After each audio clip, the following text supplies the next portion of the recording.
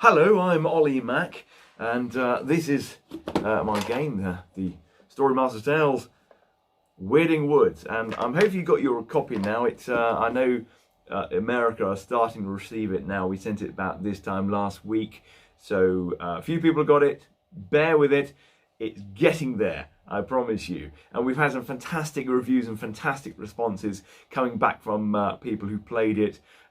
Kids who've really responded incredibly well. We have groups or 30, 40-year-olds who've been playing it. I played it the other day, actually, with 8 people. And I played it with a whole bunch of people, and they doubled up. So we had 2 people playing 1 character. Really, really good fun. Now, I've got a few questions that you sent me.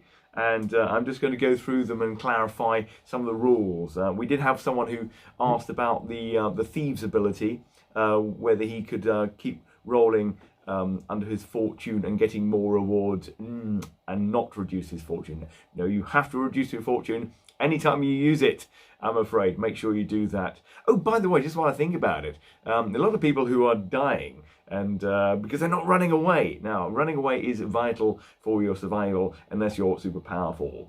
Don't fight anything unless you're ready to do so. Now, I've got a group here, Michaela Lievag. I probably pronounced that terribly wrong. I do apologise. She had quite a few questions. She did a marathon 5-hour adventure. I think she was doing the Children Wedding Wood adventure, and they had people 30s to 40s. Now, they talked about, well, they thoroughly enjoyed it, thank you very much. Details on the red cap charm, how it should work. So, do the animals have any resistance? No, they don't. That is your charm, that is your ability. So you can do it, and you can have as many non-magical creatures as you wish. Now, in the game, there aren't that many. You've got the bear, the wolf, and there might be some other things you can find as well, hidden away. So you can't have a huge army of them. So embrace them. Have your furry army. Have your furry friends. And they don't stack their strength on yours. You can use them instead of you fighting. So you can, like in a multiple combat, you can take turns. You can let your bear fight, and then you can fight. So that's how that works. Now, we've got a thing about the attacking players. In our game, the pirate bowed down to a certain Dark Lord. I think I know what you mean.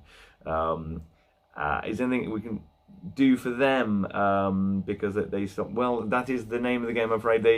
They are now turned, and yeah, effectively, if you're playing on your own, that would be the end of the game. But it gives them something to do rather than just dying, so they can sabotage you. Or you could just kill that character. Team up, kill that evil... What's your name? Now, the money. We had disparity between who could afford things and who couldn't.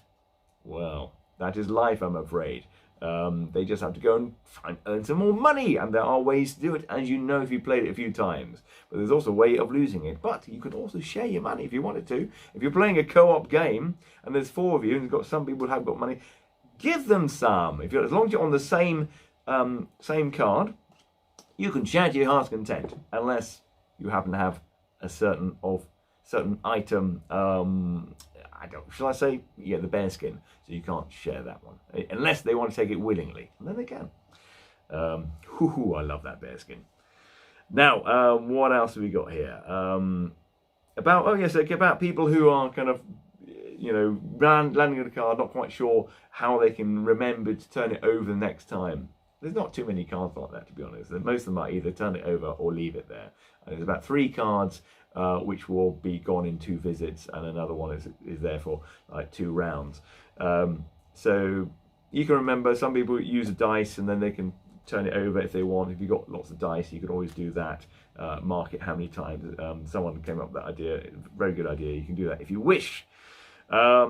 Indication on quest playtime. Well, pack of cards. Now, your chosen cards could appear in the first 3, or they could appear right at the end. That is, unfortunately, not unfortunately, that's part of the game. It's part of the mystery. So it's up to you. If you want to play a quick game, you could stack your deck so the cards you're looking for are near the top, if you wish. It is entirely up to you. I kind of like the way you don't quite know when it's going to end. That's my own preference, to be honest with you. Now, I think that was it for the questions. Any other clarifications? No, that's about it. But if you do have any more, pop them at the bottom here, put them underneath, and I'll happily go through them again maybe in a week's time when our American friends have all played it. Okay, thank you very much, everyone. Bye-bye.